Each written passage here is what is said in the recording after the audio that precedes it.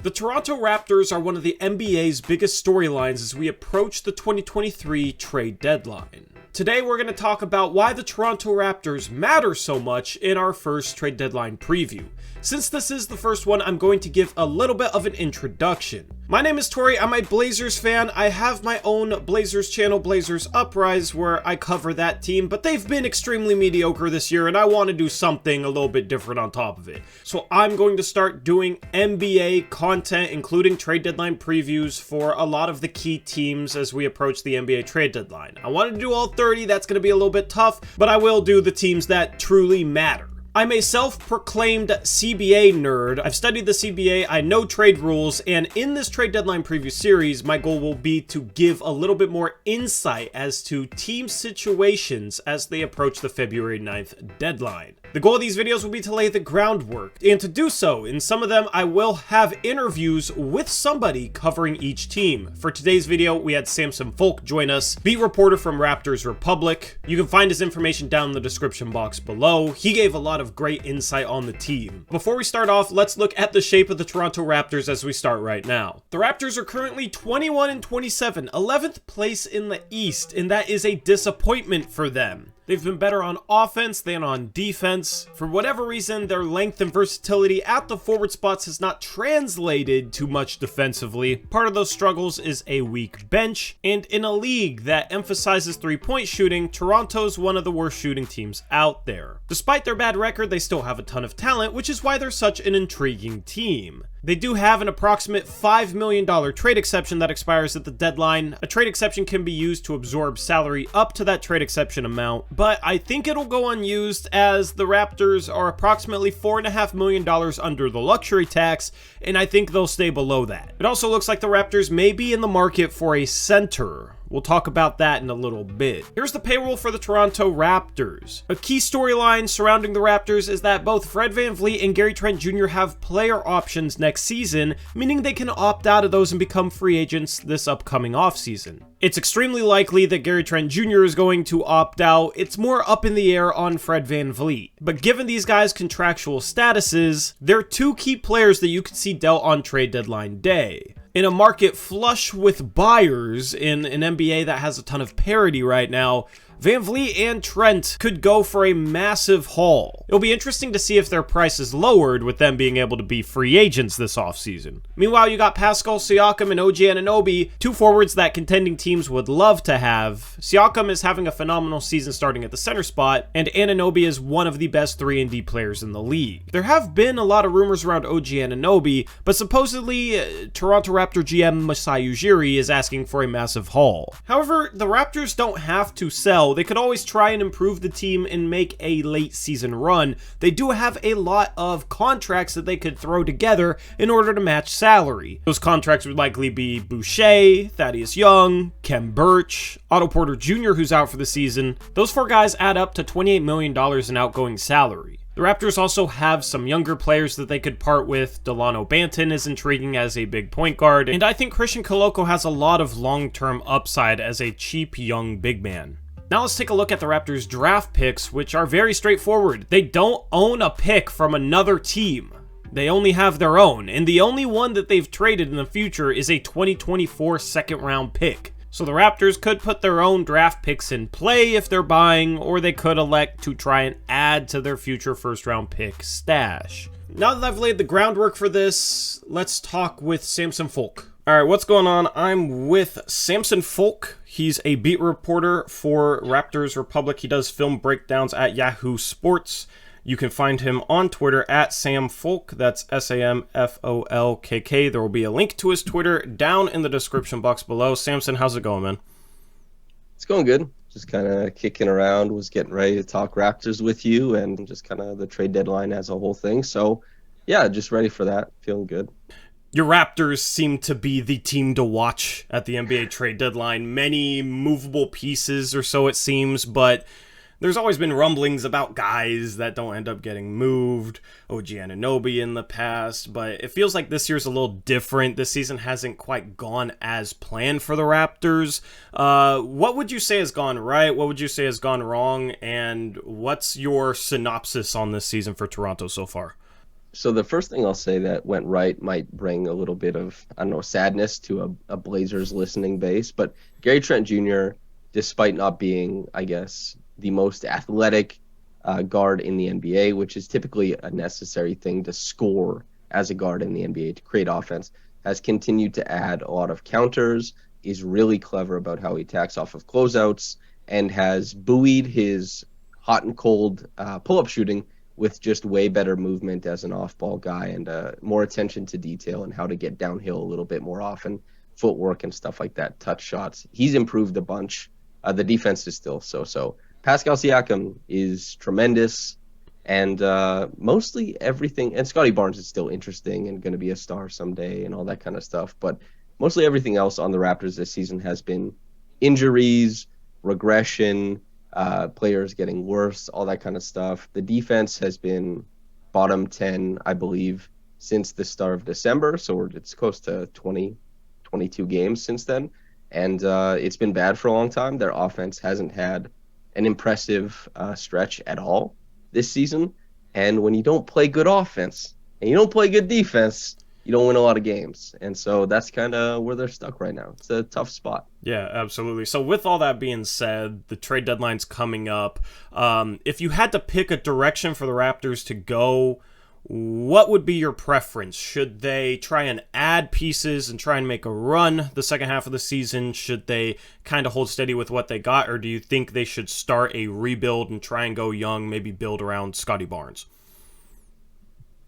So for my job, it's a lot more interesting to go to the arena and do all the reporting and talk to the guys and cover the team when they win more games. People also want to read more stuff about a winning team, watch more stuff about a winning team.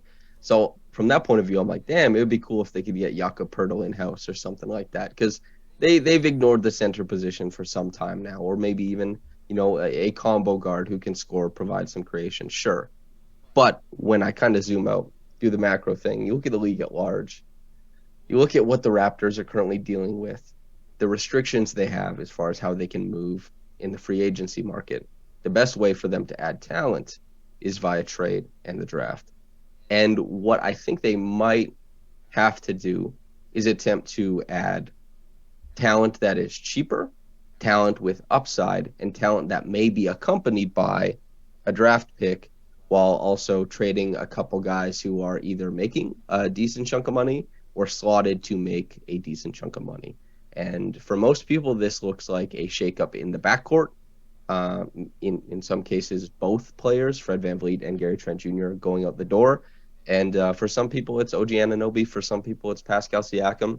But I think the general consensus for the Raptors and myself is that Scotty, Pascal, and OG is a fairly strong nucleus. There's a lot of good stuff going on there. So even if that doesn't win you a championship in the future, I think those three are a great way to maintain value and flexibility going forward for whatever you end up choosing. Yeah, so Siakam's put up phenomenal numbers as the starting center there in Toronto. I was wondering, do you think that's his long-term position, or do you think it's more idealistic to try and pair him next to a more traditional center? It's way better to pair him next to a more traditional center. It says he plays the 5. You go to NBA.com, you select box score. He's the center. You go to the play-by-play statistics. He's the center, but he doesn't typically play center, and very few players on the Raptors do. It's kind of by committee. They have a democratic rim protection thing, right, where everybody rotates from all over the floor to contest the rim. And Pascal Siakam typically isn't guarding centers, and he's typically not being guarded by centers. So he needs a big man. In fact, everybody does. Scotty needs a big man next to him. OG needs a big man next to him. Pascal does. Precious Achiuwa is still developing. He could be the answer. He's a really intriguing and fantastic defender. But the Raptors need something more consistent at the 5, and they currently aren't getting that. And their smaller guys like Pascal, Scotty, and OG keep getting beat up on the glass. They have very tough defensive assignments because of they weigh less. They're not as strong. They're smaller guys, and this is every game for them, right? And on top of that, they have to rotate and switch out, and there's a lot of miles traveled for them. So they're being asked to do too much to try and contain other centers game in and game out. So I would love whether it's now, whether it's Koloko, Precious, or somebody to trade for a draft pick in the future. I think that the Raptors, the experiment, and I've always been against this, by the way, but the experiment to kind of do away with the center position, I disagreed with then. I disagree with now. Would like to see them have a center playing heavy minutes on the roster. It's been a fun experiment to watch, though, from afar. Just the positionless basketball, the every player is going to be 6'9" idea was fun to see play out in a different franchise that I'm a fan of. Just as a case study to see how it would work. And I do think, in my opinion, a more traditional center would make a lot of sense. But obviously you got three phenomenal forwards there with OG, Scotty Barnes, and Pascal Siakam. You named Jakob Poeltl as a center. That's a guy I really like, really underrated big in my opinion. Is there any other center names that you would like for Toronto to take a look at? So it seemed like in the offseason, Yusuf Nurkic was somebody who was kind of, kicked around as an idea. I don't think that's something that would happen now. Miles Turner is also, I think there's a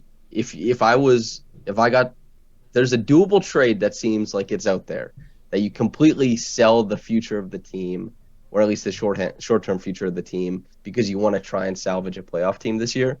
I'm sure there's like a Miles Turner, Buddy Hield package out there that makes the Raptors like click. I think that both those players, for a vast number of reasons, would help the Raptors a ton. And so I think most people are focused on Poeltl or Turner. I think Daniel Gafford is also a really interesting buy low guy. But good teams want their centers. Good teams have centers, and good teams don't want to trade their centers. So you're almost always bargain bin shopping, or you're dealing with the same 2-3 names all the time, which the trade deadline has featured Jakob Poeltl and Miles Turner for a few years now, and for that very reason. So I don't have a long list, because there rarely is a long list of good centers, but those guys intrigue me. Yeah, I think Miles Turner and Buddy Hield would be phenomenal just for the shooting boost that they would give the Raptors. Let's talk about Gary Trent Jr. So I'm a Blazer fan, obviously, as you can tell by the flag behind me, and he played here for a couple years, and Blazers traded him for Norman Powell. I still don't regret that trade, by the way. I'm still okay with that trade. The Norman Powell follow-up trade to the Clippers, I'm not so okay with, but he is said to be wanting a $25 million a year contract, and CJ McCollum had a quote recently saying that he thinks there's somebody unhappy in Toronto, and given that CJ McCollum and Gary Trent Jr. were former teammates, I would guess that's Gary Trent Jr. Do you think that's a good guess? Do you think there's any problems with Gary Trent Jr.? Do you think he deserves $25 million a year? What's your read on that whole situation and those rumblings? So CJ McCollum could have meant a couple different guys. There's been a changing of hierarchy in Toronto, especially offensively, who does what, how often they do it, how long their leash is to do these things, and there is, and that's also changed mid-season too. Guys who got more at the start of the season have less now. Guys who had less at the start of the season have more now. And the juggling of all these, I guess, responsibilities has left a couple players disaffected. And there's definitely, like, where there's smoke, there's fire. The Raptors have, I wouldn't say egos, but they have guys who are looking for next contracts. They have guys who are looking for their future. There are guys who are looking for their own development, who are trying to make that jive with the team, and in some cases unsuccessfully. So CJ could have been talking about, a couple guys in the locker room for the Raptors. That doesn't mean, like, this stuff happens in the NBA all the time. You can solve this kind of stuff, but there is truth to that. Gary, as far as a guy who I would give $25 million a year to, I don't think so. That doesn't mean he's not a good player. That doesn't mean he's not valuable. It's just Gary, I think, has significant limitations as far as what he's able to do offensively, and it keeps him out of the realm of being like, Jordan Poole and Tyler Hero are two guys who got those big contracts. RJ Barrett. These guys, and maybe Barrett less so, but these guys all initiate offense, all make pretty good playmaking reads out of the pick and roll, all can take second side actions and carry advantage and do all this kind of stuff. There are a few guys in that group, a couple guys, have the same a similar level of shooting talent to Gary, and Gary's shooting talent is really high. It's just that Gary, you can't build out a chunk of the offense on what he does or what he doesn't do. He's a tertiary player and a very good one at that. And so 25 million is maybe just like a bit rich, but I'd be very interested to see what team gets him and how he kind of slots into their roster, because he's made a bunch of improvements this season that he should be really proud of. Yeah, absolutely. So another backcourt mate, Fred VanVleet, is having a little bit of a down year. He has a player option for 22 million next season. Do you think there's a chance that he ends up accepting that player option? Is there any read on that right now?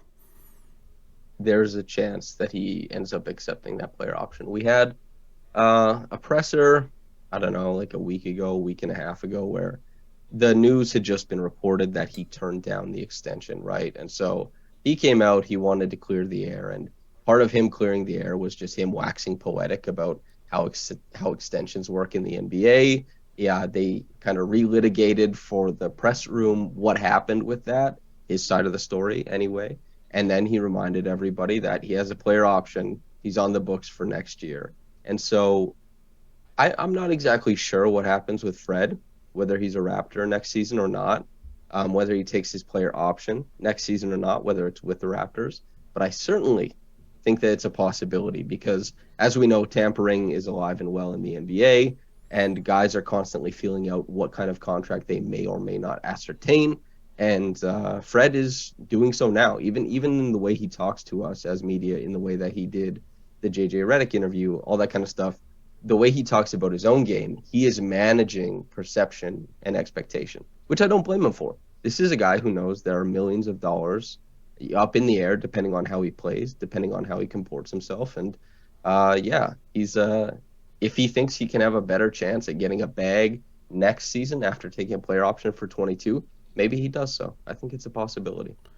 Yeah, it'll be interesting to see, man. I know Phoenix is supposedly interested in him. A couple of teams could use a point guard of his caliber, but he's always just seemed like such a Toronto Raptor to me. It would be weird to see him in a different uniform. Speaking of another guy that would be weird to see in a different uniform, OG Anunoby, there's a lot of rumblings around him right now, but supposedly Masai Ujiri is asking for an absolutely enormous haul for him. Do you think the Raptors are actually serious about shopping him, or is it more of a, you'd have to blow me away for us to even consider moving Anunoby? I don't think they're shopping him. I don't think this is a team that, because honestly, coming into this season, they were probably expecting everybody who was good to get a little bit better, and they were expecting Scotty Barnes to take a leap as well, and they were saying, we were the 5th seed last year, we gel more on defense, certain guys take steps offensively, maybe we're in the contender range within the next 2 years or something, right? And OG Anunoby is essential. That guy is essential to any version of the Raptors that wants to contend, that wants to win games. There are very few players who can shoot like OG, even though it's been a bit of a down year, and also couple that with all NBA level defense. And he'll give you a little bit of extra juice off the bounce too, especially attacking closeouts, a post up here and there. And he makes good reads as far as laydowns on drives. All that stuff is a very rare player. And not that he's the best player in the league, but he's a very rare archetype. And the quality of that archetype and all that kind of stuff, the Raptors, I don't think, want to move him. I think the big thing with OG is managing what he wants for himself, because he got paid significantly less on his extension, the 4-year 72, than I think he was worth, than he should have. Most people who were discussing that were expecting north of 20 million. He ended up around 16. He's missing between like 16 and 36 million just on that extension. OG wants to present as not just a 3-and-D guy, not just as a defender who can shoot, but as a all-out star wing when he comes up for his next contract. He needs touches to do that. He needs freedom to do that.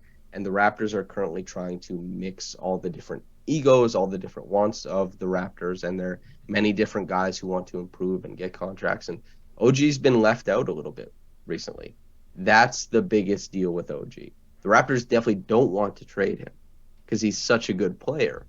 But if, the idea of him where he wants to go, that kind of stuff stops aligning and it starts looking like, okay, well, nobody's happy here. Then I guess they would look for that king's ransom. But again, who's going to pay the king's ransom for OG? Nobody, somebody? Tough to say. Maybe my Portland Trailblazers, because we've been begging for a player of that archetype for a while now, and him next to Jeremy Grant just seems absolutely amazing. But it does seem like a seller's market this year. I wouldn't be surprised if the Raptors, if they indeed traded him, could get a Rudy Gobert, DeJounte Murray-esque package from a team this offseason, because I feel like every winning team needs that type of guy on the wing that can defend multiple positions, shoot the ball, and create a bit. So I definitely think he would be one of, if not the most sought-after available player if Masai Ujiri's actually shopping him. You touched on Scotty Barnes a little bit. What do you make of his season so far? I think that a lot of people were disappointed early on, but as somebody who I think had I like Scotty's game a lot, but I think I had very sober analysis of his game. His struggles this season, for most people who are really paying attention, should not have been surprising. This is a guy who operated in all the small nuances of offense. He was like a guy who he offensive rebounded and he cut well, and on the back end of shot clocks could get his own shot against smaller guys by bully driving, could beat big plotting guys off the bounce a little bit. But this wasn't a guy this wasn't Franz Wagner, and not to compare them just in play style, but Franz Wagner offensively doesn't do a lot of the things Scotty does, but Franz also is a guy who can run like 25 pick and rolls a game, and you can build out offense from there. You can, if the defense responds a certain way to Franz, you can start setting pin-ins on the opposite side, start looking for that pass. You can rotate the defense. Scotty isn't that kind of player at this point in his career, and he's struggled to be an initiator. The Raptors have tinkered with a lot of different looks for him. He's also been bad defensively, but I think that when you look at take the holistic approach to Scotty's game, he continues to improve at a lot of things. It's just slowly. And I think the most important thing is that it takes a lot of reps to do something at the NBA level. And when you can't do something at the NBA level, it doesn't mean that you will never do it. It just means that you haven't done it so much or gotten so good at it that you can beat an NBA defender while you do it. So all the stuff he's been working on in the offseason, his little dribble packages, his jump shots, all this kind of stuff, it could be a season away, but that doesn't mean the work isn't being put in, I think I would say about Scotty Barnes. He's always seemed like a guy that could be one of those ball-handling forwards, and with his athleticism, his ability to handle the ball, passing flashes, like he's shown me a lot of flashes that would suggest that he has a super high ceiling. It's all about tying it together, learning how to make things happen at the NBA level, which, as you said, is tough. So I'm still super high on his future. I think you guys got a stud there.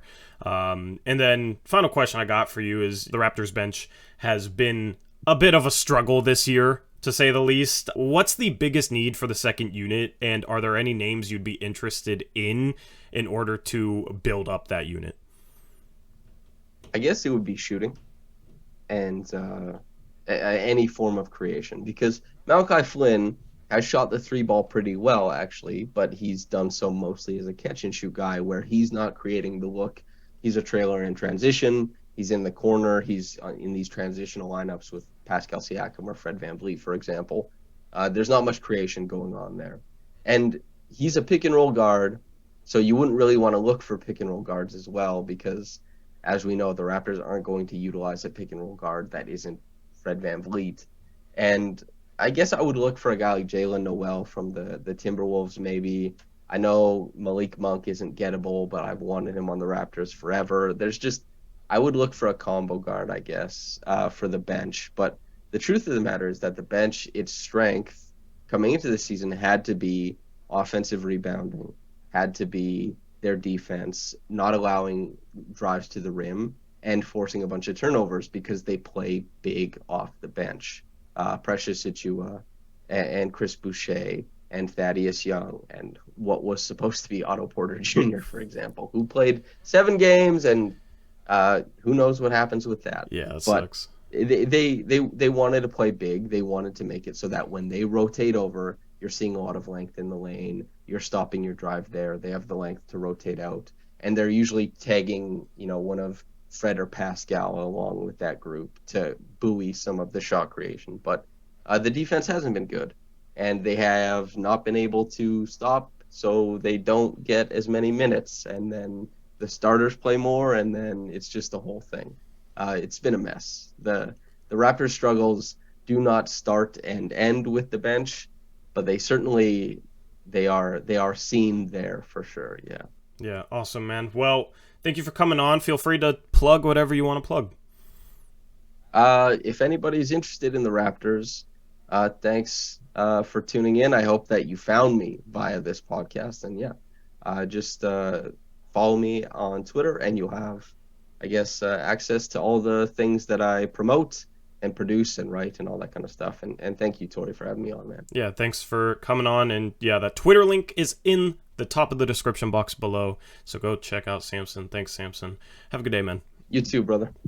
Once again, thank you to Samson for that interview. Now let's talk about a couple of trade ideas that I have for the Toronto Raptors. The first one involves the Phoenix Suns, who I'll be doing a preview on later tonight. And I will explain this trade from the Suns side of things, but for the Raptors, I have them trading Fred VanVleet to the Suns and getting back Dario Saric, Jay Crowder, and a 2023 Phoenix first.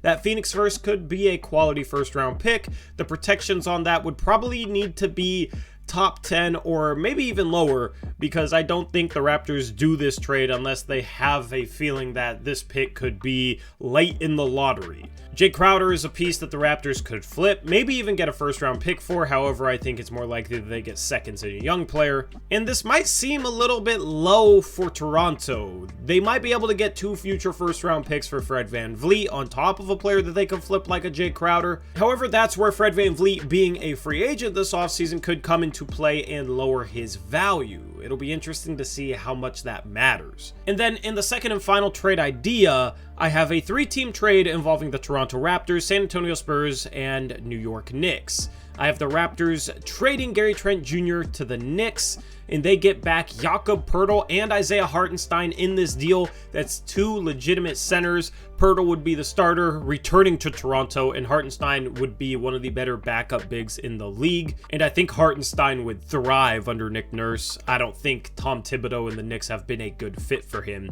And then in this deal, the Knicks trade Cam Reddish, Isaiah Hartenstein, and a 2023 first to the San Antonio Spurs in order to get Gary Trent Jr. Gary Trent Jr. slots into that Quentin Grimes role. Grimes can come off the bench, and that makes the Knicks better, as they have looked like a borderline playoff team this season. Meanwhile, the Spurs are supposedly looking for 2 first-round picks for Jakob Poeltl. I think it'll be difficult to get that. Instead, they get a first from New York and Cam Reddish, who New York traded for a first last year. His value isn't that of a first, but it's close, and San Antonio can just take a flyer on Reddish, and maybe that's a guy that they can develop who hasn't really panned out so far in his career. Maybe you throw in seconds to San Antonio from either team as part of this deal, but I really like this trade for all 3 teams. My prediction for the Raptors is that Gary Trent Jr. gets traded, but Fred VanVleet stays, OG Anunoby stays, Pascal Siakam stays, with the Raptors using a Trent trade to try and address the center spot and or their bench woes. Doing both would make this a much more well-rounded team and could make them a dangerous play-in team and potentially playoff team if everything goes right. Anyway, let me know what you think of this trade deadline preview down in the comment section below. What do you think the Raptors should do at the NBA trade deadline? Do you think they'll trade Fred VanVleet, Gary Trent Jr., OG Anunoby, or maybe even Pascal Siakam?